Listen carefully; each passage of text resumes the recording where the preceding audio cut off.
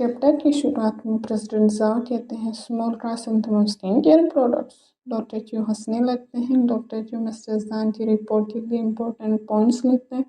Mister जान doctor Q से कहते हैं मेरे सामने अज्ञान होने का दिखावा करते हुए तुम अभी भी इनएक्सपीरियंस्ड हो। मेरे ड्यूड जान की नज़रों से कोई नहीं बच सकता। डॉक्टर क्यू कहते हैं चलिए जारी रखें और अपनी कुर्सी पर बैठ जाते हैं।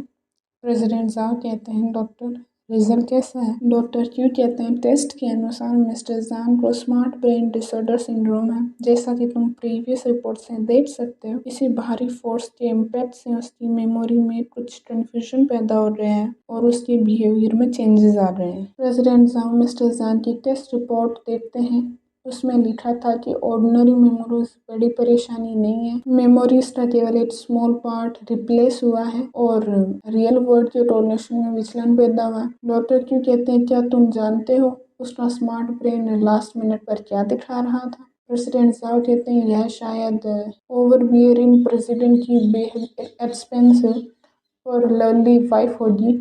डॉक्टर क्यू यह सुनकर कहते हैं मैं पूरी रात व्यर्थ ही इंफॉर्मेशन खोज रहा था। मैंने सोचा कि ये प्रेसिडेंट की $1,000,000 ब्राइड या पत्नी के इविल से भागने के 99 तरीके थे। प्रेसिडेंट ज़ाओ गुस्से में कहते हैं इसमें फ़र्क क्या है। डॉक्टर क्यू कहते हैं ये कंडीशन एक्चुअली में स्मार्ट ब्रेन डिसऑर्डर सिंड्रोम से प्रभावित सभी लोगों में नहीं बल्कि इसके केवल 2 हिस्से में होती है। इस प्रकार की कंडीशन के बारे में रिसर्च एंड डेवलपमेंट में शामिल लोगों द्वारा जल्द से जल्द सोचा गया था और परिणाम स्वरूप एक प्रोसीजर डेवलप हुआ। प्रेसिडेंट ज़ाओ यह सुनकर जल्दी से खड़े होते हैं और पूछते हैं प्रोसीजर क्या है। डॉक्टर क्यू कहते हैं ऑटोमेटिक मेमोरी क्लियरिंग सिस्टम। क्योंकि स्मार्ट ब्रेन के बिल्ट इन स्टोरेज की स्टोरेज कैपेसिटी लिमिटेड है और यह ऑटोमेटिकली समय समय पर साफ हो जाती है।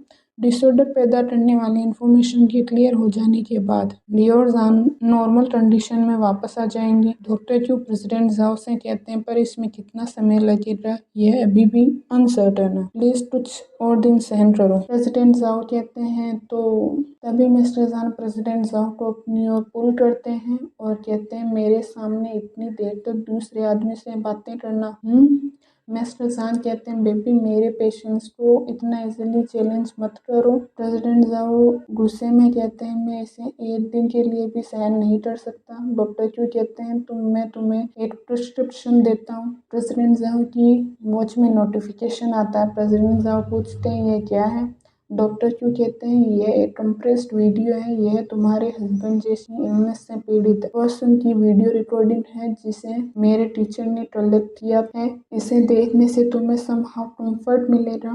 प्रेसिडेंट ज़ाओ गुस्सा हो जाते हैं और कहते हैं मुझे किस प्रकार का कंफर्ट मिल सकता है। डॉक्टर क्यू कहते हैं ये तुम्हें थोड़ा हंसा सकता है। हंसना तुम्हें ज़रूर ही 10 साल जवान बना देगा। और डॉक्टर क्यू हंसने लगते हैं। अगले सीन में डाउनटाउन अपार्टमेंट दिखाया जाता है। मिस्टर जान रेड वाइन पी रहे थे। प्रेसिडेंट ज़ाओ शावर लेकर आए थे। मिस्टर जान प्रेसिडेंट ज़ाओ को कहते हैं यहाँ आओ और मुझे प्लीज करो। प्रेसिडेंट ज़ाओ मिस्टर जान को इग्नोर करते हैं। मिस्टर जान गुस्सा हो जाते हैं और कहते हैं यहाँ आओ, मुझे इसे तीसरी बार मत कहने देना। प्रेसिडेंट ज़ाओ टर्न होते हैं और मिस्टर जान पर लीन हो जाते हैं। मिस्टर जान कहते हैं please me. President Zhao hair dryer mister John की तरफ करते हैं और उन्हें परेशान करने लगते हैं।